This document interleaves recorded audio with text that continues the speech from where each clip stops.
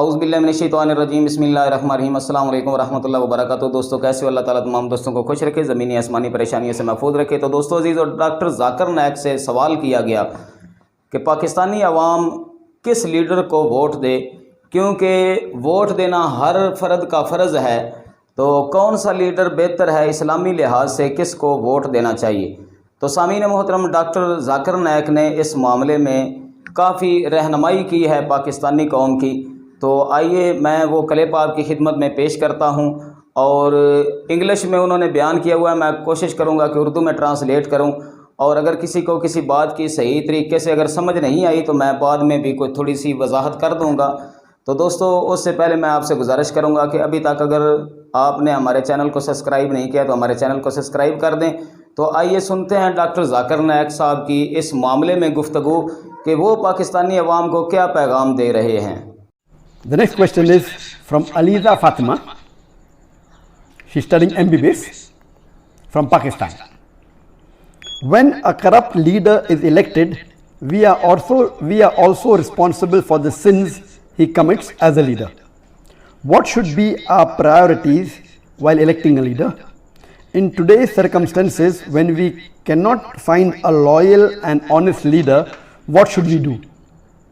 Should we give our vote or waste our right to elect? A similar question is posed by Majid Khan from Hyderabad, India. What are the qualities which we should look for in today's age for selecting a leader for the Muslims? According to me, Dr. Zakir Naik would be my best choice to lead the Muslim Ummah today.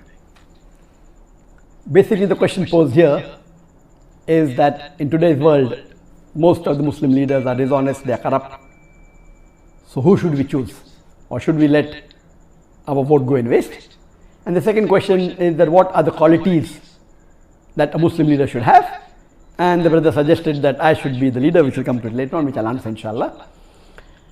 As far as what should the qualities of a Muslim leader be, is the best exemplary Muslim leader in the world is our beloved Prophet Muhammad.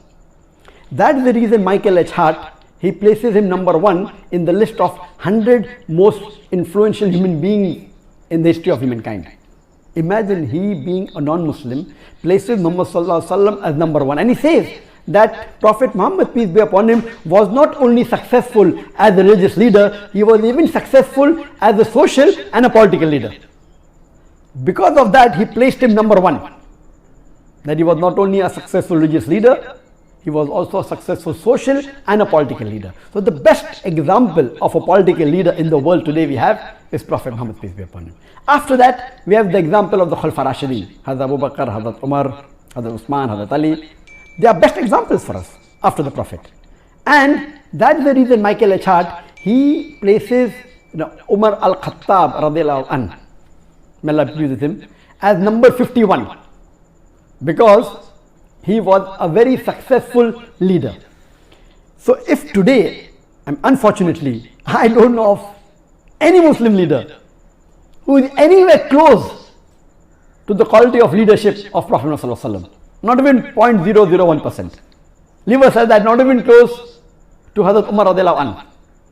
Umar bin Khattab, mashallah, he was so successful that he expanded the rule of the Muslim empire, mashallah. And if you read his seerah, you will find the example how a Muslim leader should be. Unfortunately today, none of the Muslim leaders, we have about 56 to 57 countries in which majority of the people are Muslims. In some country 100%, some more than 95, some more than 90, some more than 50%. There are about 57 countries in the world out of a little bit more than 200 countries. That means more than 27% of the countries in the world, there are countries in which Muslims are in majority. Unfortunately, none of these leaders are anywhere close to Umar al-Khattab radiallahu anhu. Nowhere close.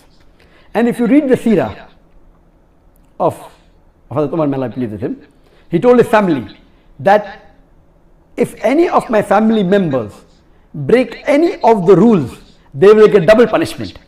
because the family of a caliph should be following the rules much more than others. If they break any rule, they will get double punishment. And you have several examples. Unfortunately, we find today that most of the Muslim leaders, they are more, as the sister rightly asked the question, that most of them are corrupt, most of them are dishonest, they are involved more in making money for themselves, unfortunately. Just let me give you one example of Hazrat Umar radiallahu anhu. That when he was the Khalifa, he had two of his sons, Abdullah and Ubaidullah, may Allah be pleased with them both. When they went to the governor of Basra, when they were passing Basra, the governor called them and he was very happy to meet them. He said, what can I do for you? Then he said, why don't you give this amana to Amirul Mu'minin, to your father, the Umar al-Khattab radiallahu anhu. But I give you permission that on your way you can utilize the money for business, and when you get the principal amount back, keep the profit and you can give the principal amount back to Amirul Mu'minin. So both the sons of Umar radiallahu anhu, they take the money and on the way they do business and they get a huge profit, and they go and give the principal amount to their father Amirul Mu'minin, and they say this is what the governor of Basra said and this is the amana. So Hazrat Umar was angry and he asked his sons that did the governor give this money to somebody else? They said no. So how come he has given it to you? So Umar radiallahu anhu commanded to his sons that give the principal amount as well as the complete profit. Give everything to Baitul Mal.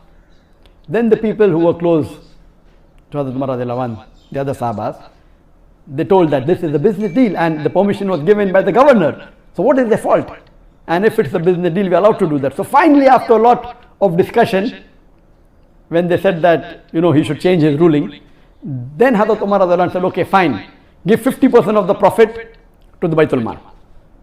So we see he was so strict and he made it a law that any of his governor, before they appointed, he checks their wealth.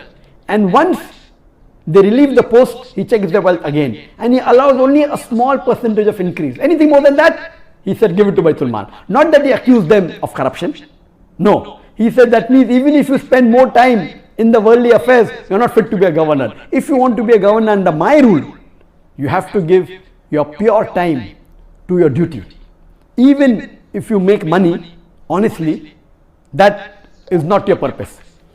Unfortunately, we see today in the Muslim Ummah, most of the Muslim leaders, they are far away from the deen.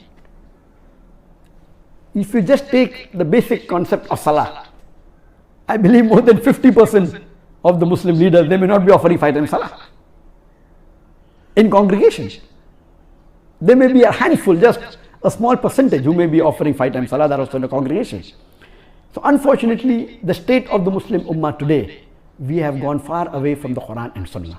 That's the reason we have today, that the situation that the Ummah is in today, because we have gone far away from the Quran and the Sunnah, we have gone far away from the teachings of Allah subhanahu wa ta'ala and the teachings of beloved Prophet Muhammad sallallahu alaihi wasallam. And I do agree with the sister that today, unfortunately, the choice that we have is so limited, and unfortunately most of them would not fit the criteria of how a Muslim leader should be as per the Quran and Sunnah. So what should we do in this situation?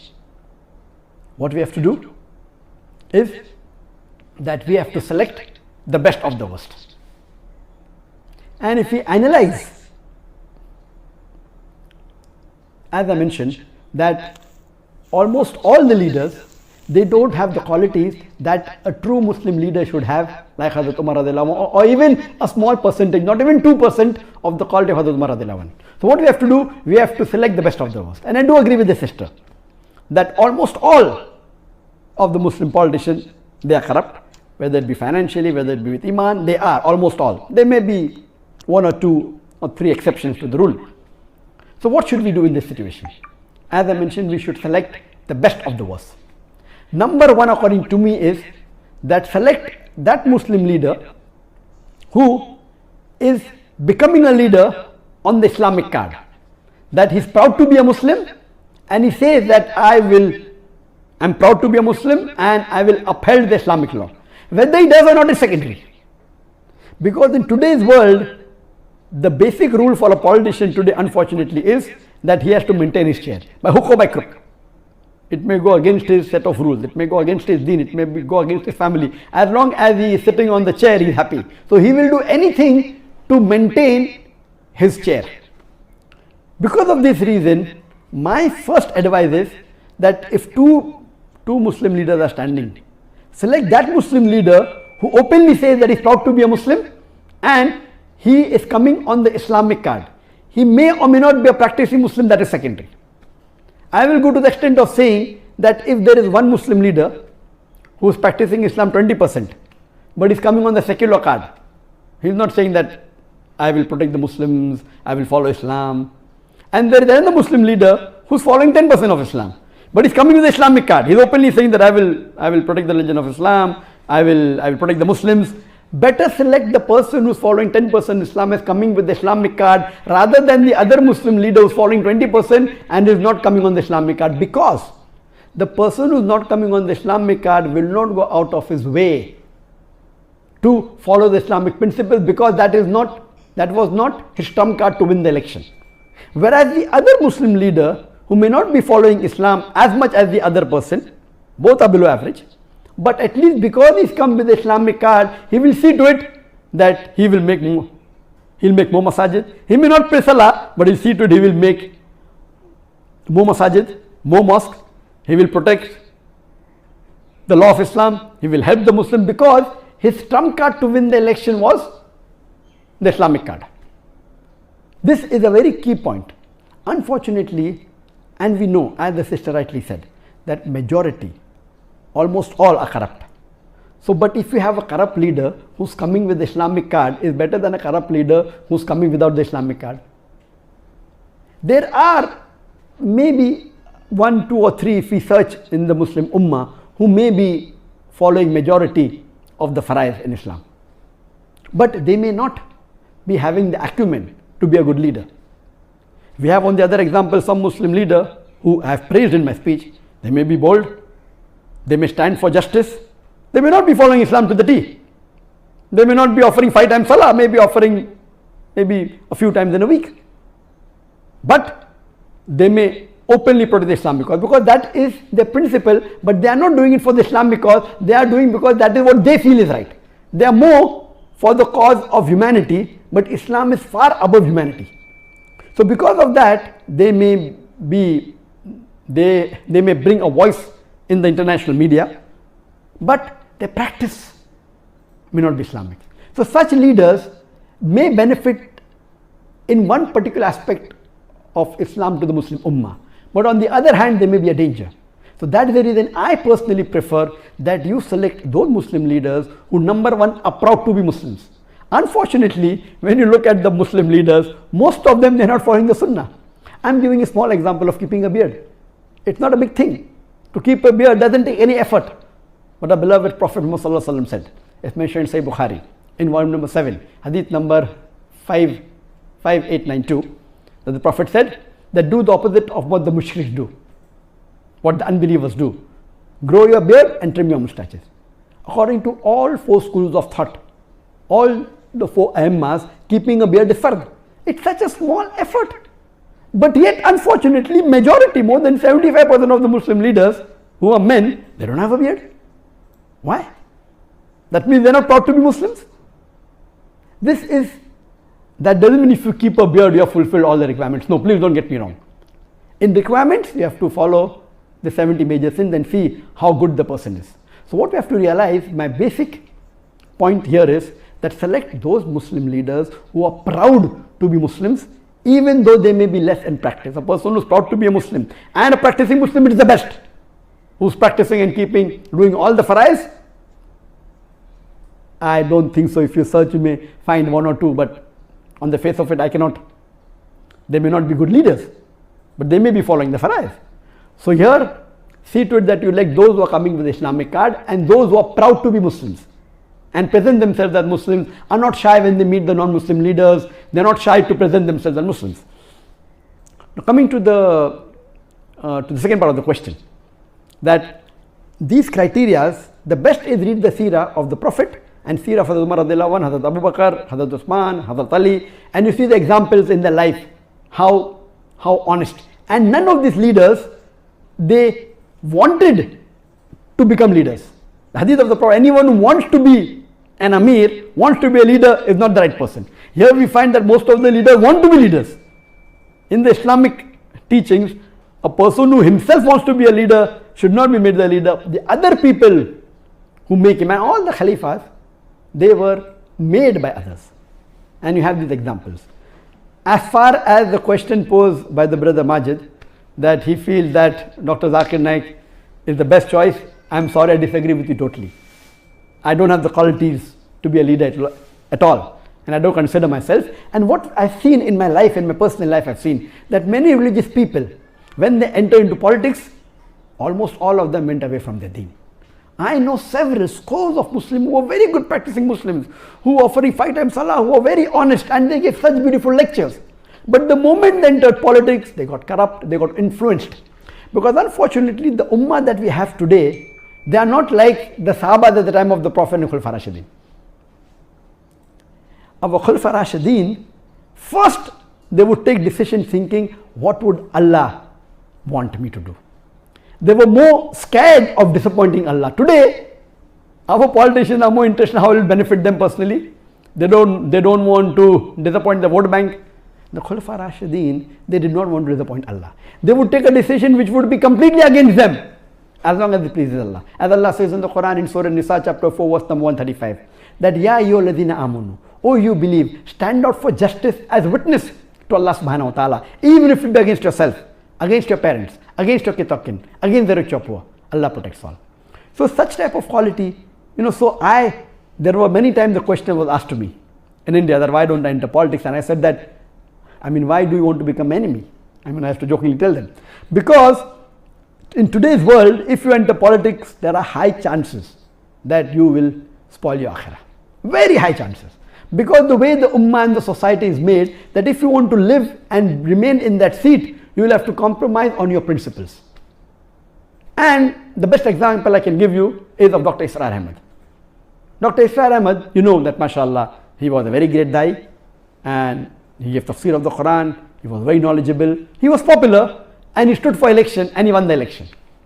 After he won the election, he got a member of parliament, he was made, and he was given some post, and after a few months he resigned. He said, asking me, what should be the width of the road? That's not what I'm made for. When I'm giving them Islamic solution, they don't want to listen. He immediately resigned. So a good person who is following the deen, he will either have to give up his deen or give up his position. And whatever Dr. Israr Ahmad did was the best.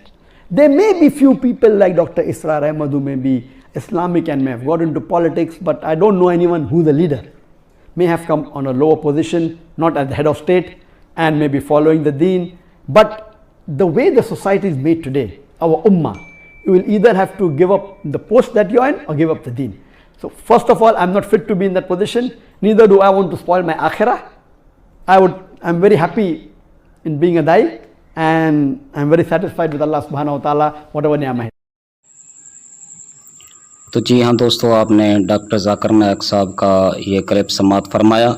बहुत ही आसान तरीके से उन्होंने गुफ्तगू की है, और जो भी उन्होंने बयान किया है, उन्होंने अहदीस नबविया सल्लल्लाहु अलैहि वसल्लम के बाकायदा हवाले भी दिए हैं।